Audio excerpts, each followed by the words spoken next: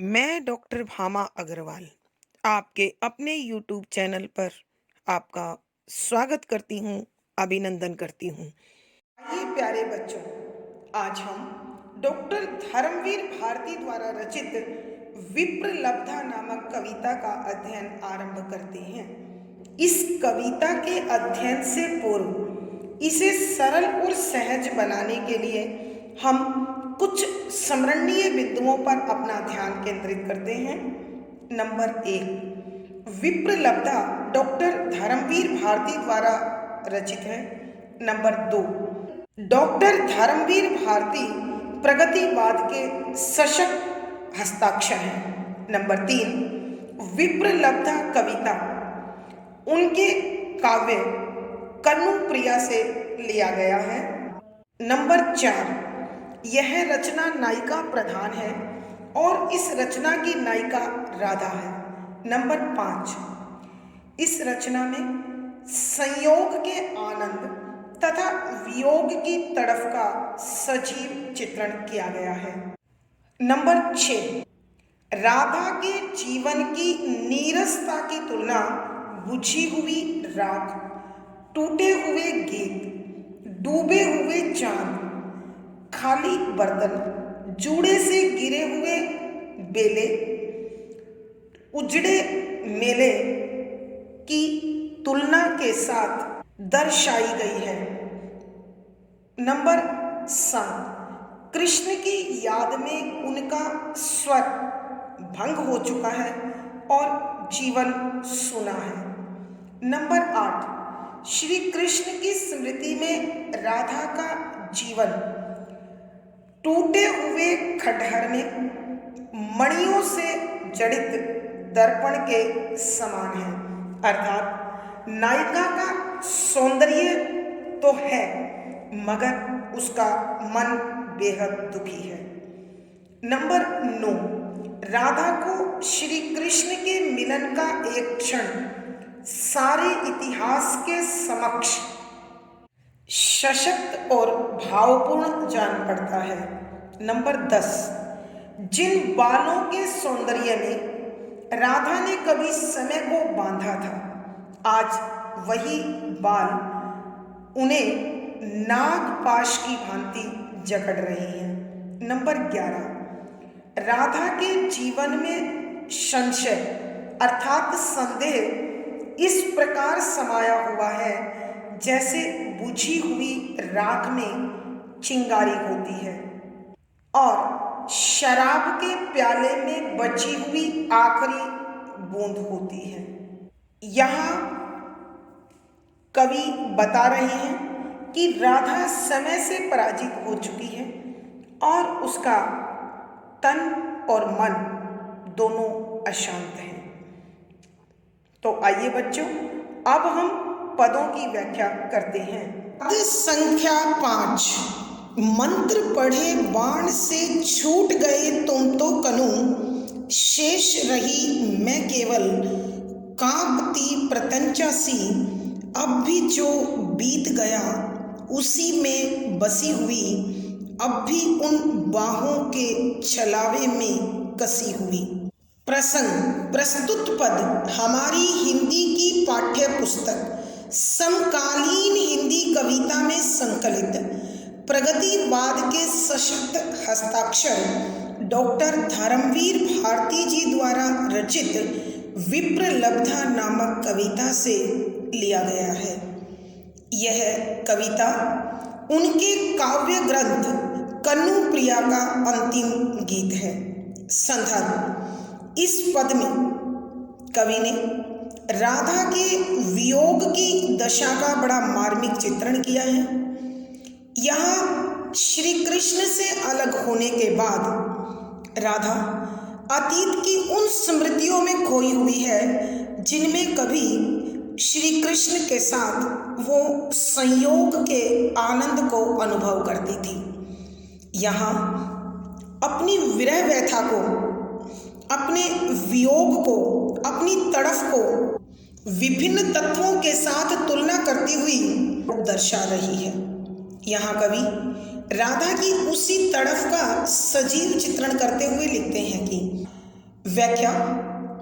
शब्दों के अर्थ साथ साथ मंत्र पढ़े अर्थात मंत्रों से पूरित कर, फूंक कर, बाण तीर से के समान छूट गए, चले गए। तुम श्री कृष्ण के लिए, कन्नू श्री कृष्ण, शेष बाकी, रही रह गई, मैं राधा के लिए केवल मात्र, कांपती थरथराती हुई, प्रत्यंचा धनुष की डोरी, सी के समान, धनुष की डोरी के समान। अब भी जो बीत गया कि जो जा चुका है, उसी में बसी हुई, उनकी यादों में खोई हुई, बाहों का छलावा अर्थात आलिंगन का धोखा, कसी हुई, बंधी हुई। यहाँ कविवर बता रहे हैं कि विरह से तड़फती हुई वियोगिनी राधा अतीत की मोहक स्मृतियों को याद कर रही है और उन स्मृतियों से जो उत्पन्न पीड़ा है, जो दर्द है, जो वेदना है, वो बड़े मार्मिक शब्दों में अलग अलग तत्वों के साथ तुलना करती हुई प्रस्तुत कर रही है। तो यहाँ राधा कहती है, मंत्र पढ़े बाण से छूट गए तुम तो कनु, कि हे श्री कृष्ण, तुम तो मुझसे इस प्रकार दूर हो गए हो जैसे कोई धनुर्धर, धनुष चलाने वाला अपने तीर को धनुष पर चढ़ाकर उसे मंत्रों से शक्ति से भर दे, शक्ति पूरित कर दे, अथवा उसे ऊर्जावान बनाकर छोड़ दे कि जाओ और लक्ष्य को भेद दो। तो तुम उसी प्रकार मुझसे छूटकर दूर चले गए हो और तुम्हें मेरा स्मरण ठीक उसी प्रकार नहीं आता जैसे बाण छूटने के बाद धनुष में लौटकर नहीं आता। शेष रही मैं केवल, कि अब यहाँ केवल मैं बची हुई हूँ। कैसे? कांपती प्रत्यंचा से, कि जिस प्रकार बाण छूटने पर धनुष की डोरी काफी देर तक कपकपाती रहती है और थरथराती रहती है, आज भी मैं उस विरह से, उस तड़फ से, उस बेचैनी से तड़फ रही हूँ, बेचैन हूँ, कांप रही हूँ। अब भी जो बीत गया, कि आज भी मैं उन्हीं पलों में समाई हुई हूँ जो तुम्हारे साथ अतीत बन चुका है, बीत चुका है, उसी में बसी हुई, कि मैं पूरी तरह से उसमें रमी हुई हूँ। अब भी उन बाहों के छलावे में कसी हुई, कि तुम्हारे आलिंगन में जो आनंद था, जो खिंचाव था, जो कशिश थी, जो कसक थी, आज भी मैं अपने इर्द गिर्द उसी कसक को महसूस करती हूँ। उन्हीं अनुभूतियों में अपने आप को समेटे हुए हूँ, उनसे बाहर नहीं निकल पा रही हूँ। आइए बच्चों, एक बार फिर हम इस पद की व्याख्या करते हैं।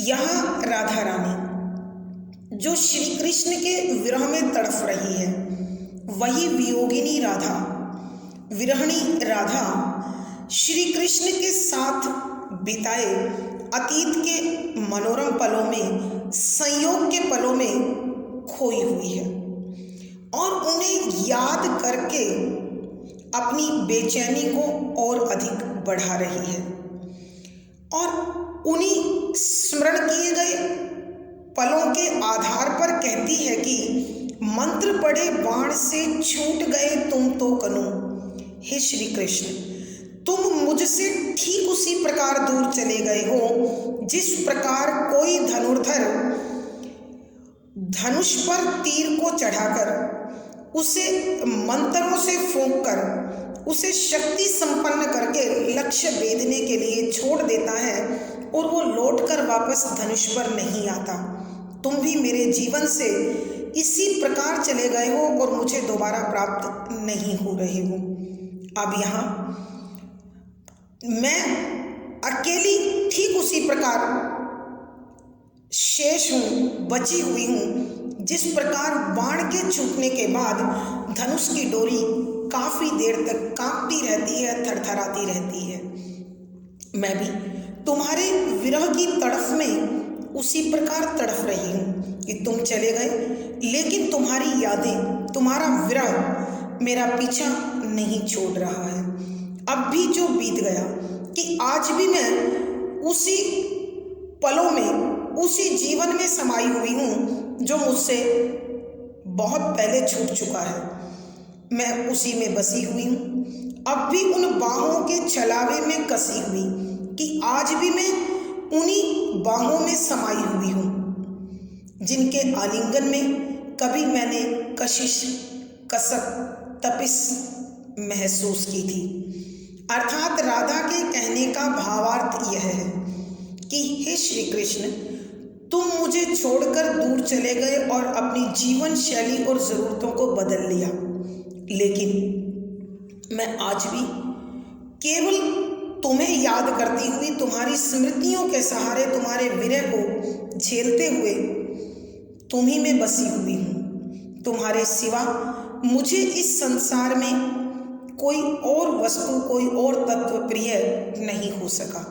भावार्थ, कवि के कहने का भाव यह है कि राधा रानी अपने विरह को झेलती हुई अपने मन को बहलाने के लिए अतीत में बिताए संयोग के पलों में खो जाती है, मगर वो भी उसकी विरह व्यथा को और बढ़ा देते हैं।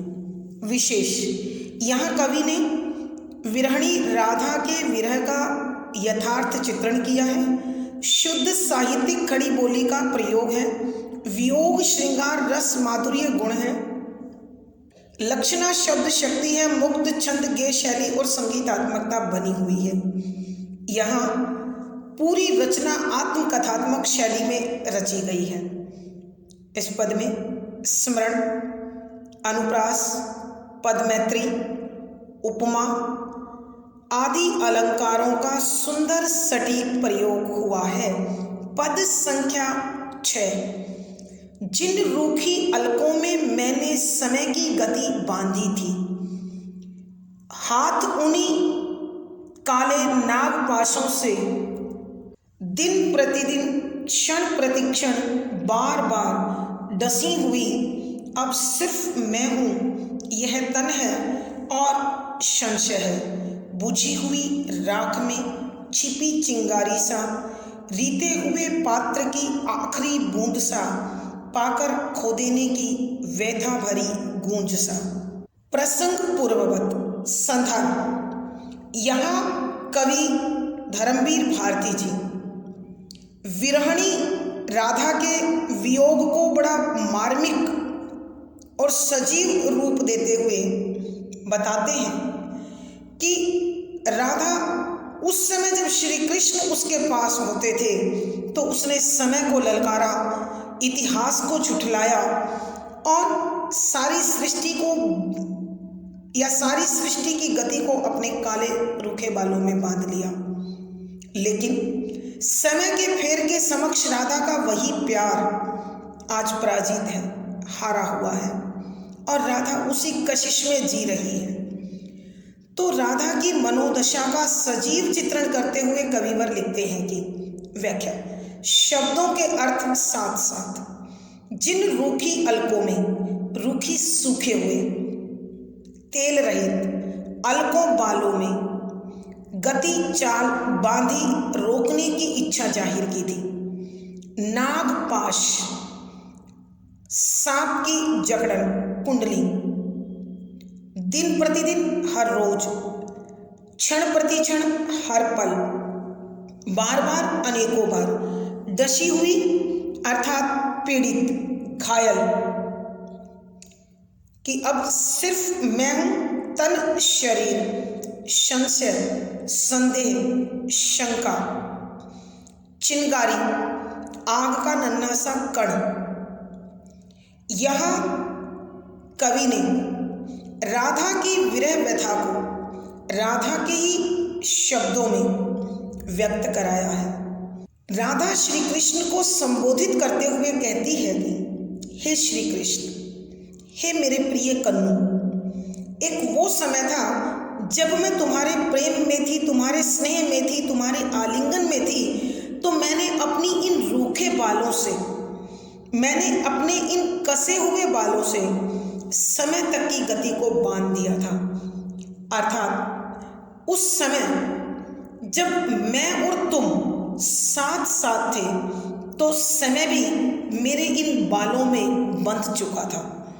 अर्थात कहने का भाव यह है कि प्रेम के उन पलों में समय कैसे बीता मुझे एहसास ही नहीं हुआ, परंतु अब मेरे ये काले बाल, ये घुंघराले बाल, उन्हीं काले नागपाशों से कि आज वही बाल काले नाग की जकड़न की भांति मुझे जकड़े हुए हैं और ये बाल ही मुझे बार बार हर क्षण हर रोज डसते हैं। अर्थात राधा के कहने का भाव यह है कि ये बाल जो उस संयोग काल में प्रेम को बढ़ाने में साथी बने हुए थे, जो इन बालों से तुम खेलते थे, आज वही बाल मुझे उन प्रेम के पलों को याद दिलाकर तड़फाते हैं, जलाते हैं, बेचैन करते हैं और ये बाल आज मेरे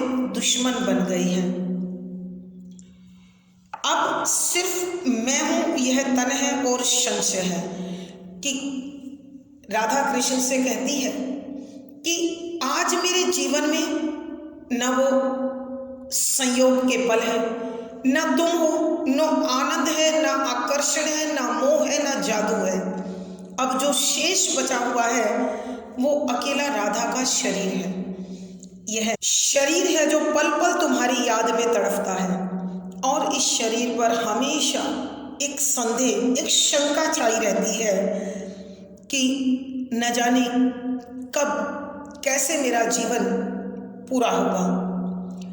अब मेरा शरीर बुझी हुई राख में छिपी चिंगारी सा, कि बुझी हुई राख में एक चिंगारी के समान है कि न जाने कब और कैसे श्री कृष्ण लौटेंगे और यह चिंगारी फिर से जल उठे, अर्थात मिलन के पलों का आनंद मुझे दोबारा प्राप्त हो।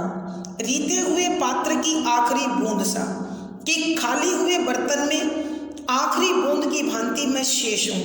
अर्थात मेरे जीवन में जो पूर्णता तुमसे थी वो पूर्णता आज समाप्त हो गई है। अब केवल मेरी यादों के रूप में आखिरी बूंद वहाँ मौजूद है कि ये आनंद, ये खुशी उस मिलन की थी।